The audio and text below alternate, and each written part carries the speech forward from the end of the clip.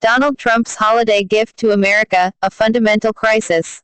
Deck the halls with an assault on the principles, norms, and purpose of democratic governance. U.S. President Donald Trump waves during the national Christmas tree lighting ceremony on November 30th. In a commencement speech years ago, author David Foster Wallace told this story. Two young fish are swimming along, and they pass an older fish swimming the other way. The older fish says, "Morning, boys, how's the water?" The two young fish swim on for a while. Then one looks at the other and says, "What the hell is water?"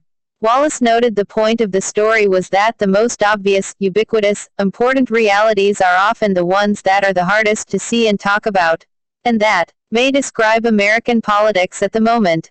President Donald Trump has brought about a profound crisis that is undermining the nation's democratic system, and it is so pervasive and encompassing that it is not being fully acknowledged.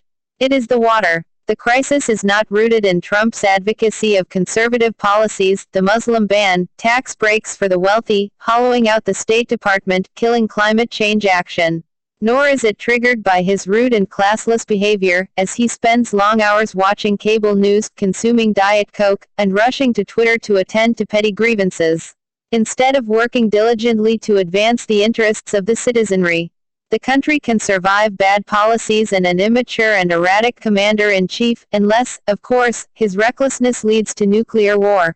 What the United States faces this holiday season is an unparalleled, widespread, Trump-inspired assault on the principles, norms, and purpose of democratic governance. Creeping authoritarianism, creeping autocracy, creeping kleptocracy, call it what you want. But the creep has turned into a sprint. The offenses to good government and fundamental values are happening each day, often several times a day, and in such a fusillade that there is often not enough time to ponder the horrendous implications of each one, and not enough space to consider the fundamental deterioration underway. Another aquatic metaphor, we are too busy being slammed by what's coming out of the fire hose to see the water damage that is being done. In recent days, like any set of recent days, the outrages have been many. During a phone call with Vladimir Putin, Trump, according to a White House readout, thanked the Russian leader for acknowledging America's strong economic performance in his annual press conference.